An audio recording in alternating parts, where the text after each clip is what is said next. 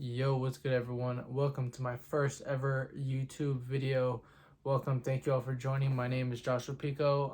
My whole channel is going to be about personal finance, credit cards, investing, stuff like that. Just on my journey about learning more and more every day. And I also want to help everyone that's watching learn something new and become the better version of yourself. So, on today's video, we're going to be talking about 7 personal finance tips that changed my life forever. About 18 is when I started getting into personal finance. I just like talking about money, and because everything in the world it costs something. You know what I'm saying? So like, money is an everyday thing that obviously you go to work, you earn money, you spend it, and it's a lot like I don't know. I just like talking about money. The first topic I'm going to bring up is educating yourself about finance. I feel like this is very important because if you don't know about finances, your life is going to be, I feel like, a little more difficult compared to someone that does know about finances. Finance is a touchy topic to some people because, especially in my household, it's kind of more like an old fashioned type of household to where like money is kind of not secretive, but like not really talked about. You know what I'm saying? Like, let's say if we were to bring money up at the dinner table, it's not something that's like really, I don't know, it's just not really talked about. You know what I'm saying? In my family, because I don't know, it's like I feel like I have an older fashioned family. Okay, and topic bullet point number 2, we're gonna talk about getting your first credit card. So I have about 3 different credit cards. This is one of them right here, credit card. I feel like credit cards are very important because they're very important at starting at an early age. I started getting credit at 18, 19.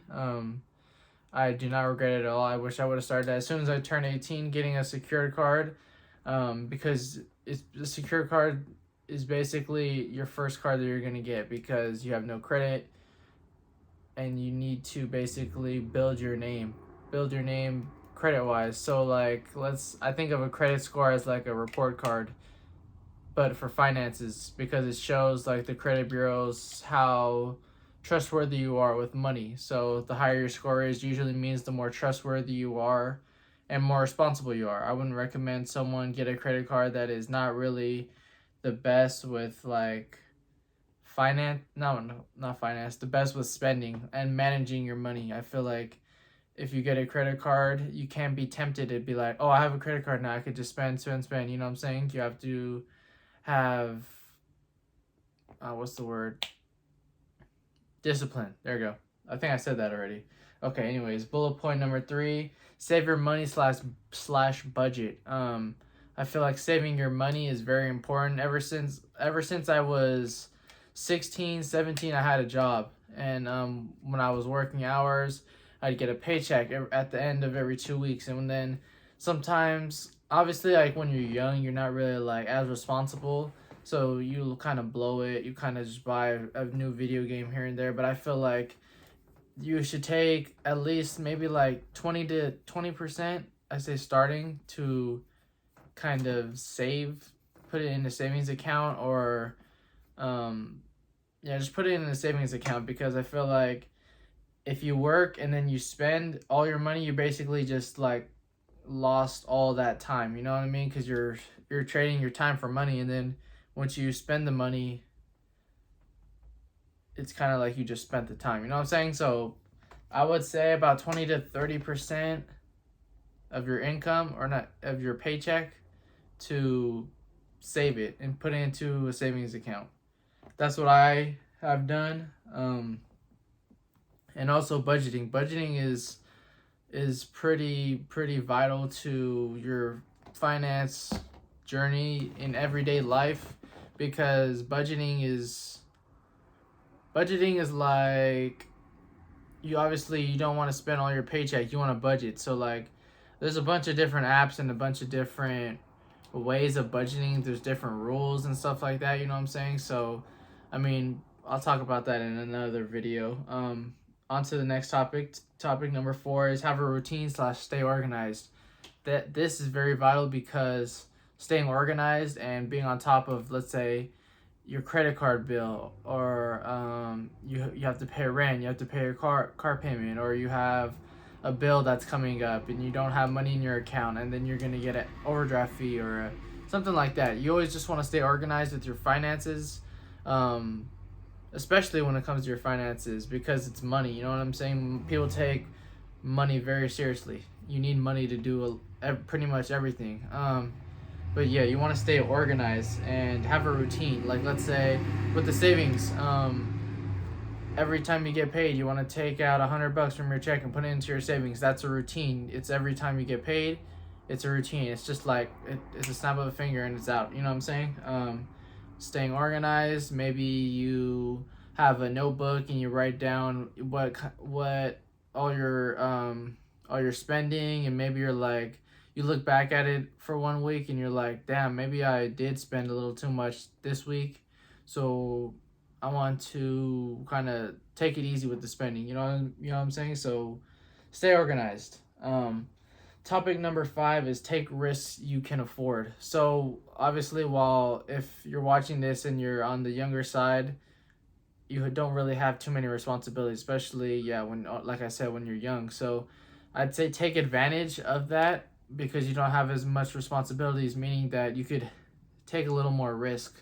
So taking risk could involve maybe starting up your own business, or I don't know, investing into something that's a little more risky. I don't want to like say risk is a super big thing, but just I'd say take risks that you're willing, that if you I'm trying to put this into perspective. Like, let's say, I don't know, start a business, or maybe invest into yourself. Like, I don't know, buy a certain type of book, or a certain type of, I don't know where I'm going with this, but learn to take risks that you can afford. You don't want to risk everything that you have into one bet. And if you were to lose that bet, then everything would go south and everything would just go to zero. You know what I mean? On to bullet point number 6. Learn to grow your income / create side hustles and different streams of income. I feel like different streams of income is very vital in today's world. I think the average millionaire in today's world has about six different income streams, meaning that they have 6 different ways of getting money, like on a daily basis, I feel like. So let's say you work your 9 to 5 job is one. Maybe you have a side hustle, which is like you like doing. Maybe you like, for me, I like selling shoes. So I'll resell shoes. That's a different way for me to get money. Also, maybe like, let's say you do DoorDash or Uber Eats, or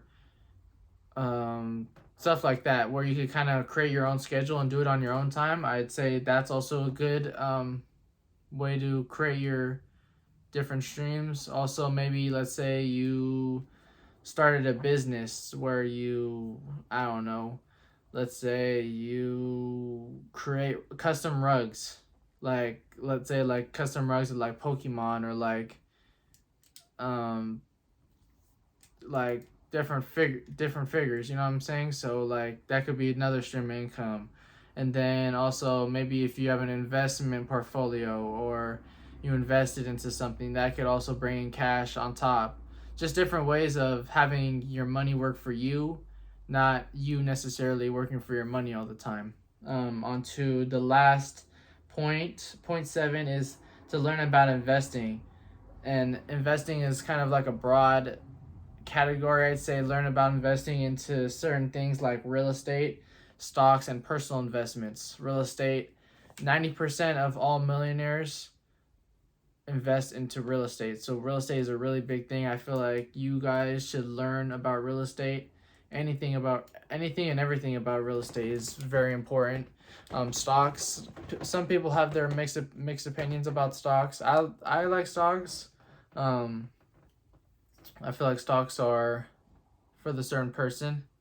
And what was the last one? Personal investments. Personal investments could be like, let's say your friend needs to borrow money and you're charging him a certain interest rate, or I don't know, there's like different ways of like I mean, there's so many ways of investing. Investing is to invest some money up front and eventually get a bigger return in the future.